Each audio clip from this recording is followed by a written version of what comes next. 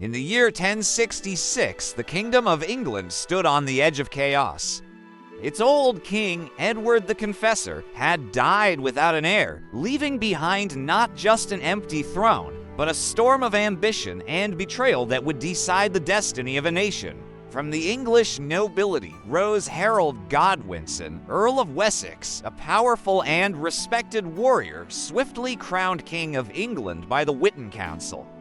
Yet across the English Channel in Normandy, a determined duke named William the Conqueror seethed with fury, for he believed the English crown had been promised to him by Edward himself, and that Harold had once sworn a sacred oath to support his claim.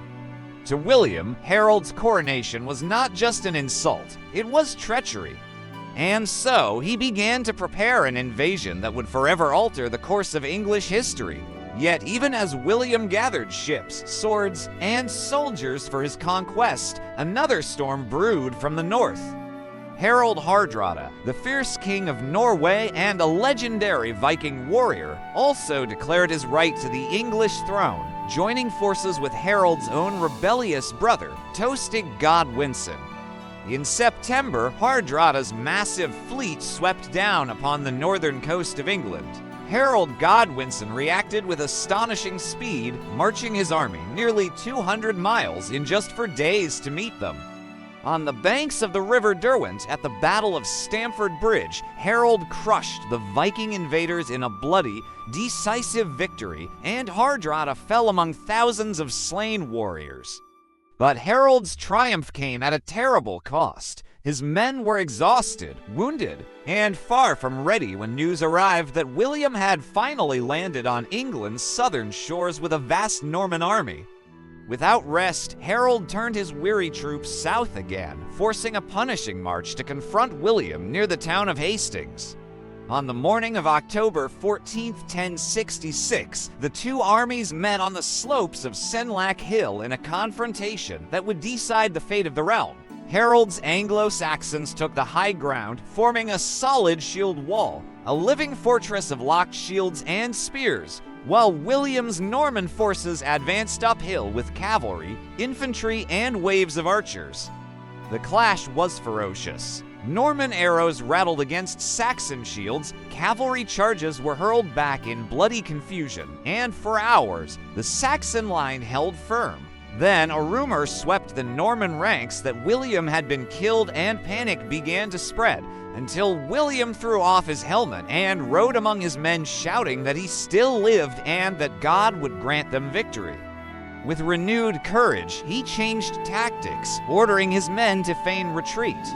Believing the enemy was fleeing, parts of Harold's line broke formation to chase them down the hill, and at that moment the Normans wheeled around and struck, cutting down the exposed Saxons with sword and lance. The shield wall fractured.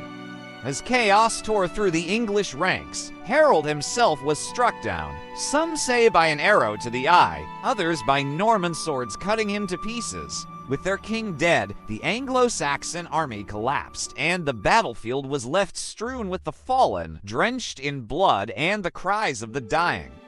William had won, but victory on the battlefield was only the beginning. Marching to London, he crushed pockets of resistance, and on Christmas Day 1066, in the hallowed halls of Westminster Abbey, William was crowned King of England. Yet to rule a conquered land, he knew he had to reshape it completely.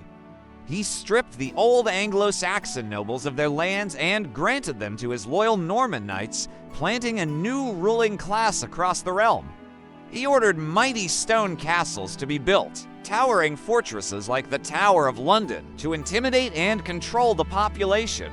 He commissioned the Doomsday Book, a sweeping survey of every village, field, and farm to know the wealth he now owned and could tax. Even the English language began to change as Norman French words seeped into the Saxon tongue, forging the roots of modern English. This single battle marked the end of Anglo-Saxon England and the birth of a new Anglo-Norman world. Over the decades, Norman kings and their descendants would shape the laws, architecture, warfare, and culture of England, and every monarch since has traced their lineage back to William. The Battle of Hastings was not just a clash of swords. It was the death of one world and the violent birth of another. In one day of blood and ambition, William the Conqueror had changed the fate of England forever, leaving a legacy that still echoes in its castles, its language, its monarchy, and its soul.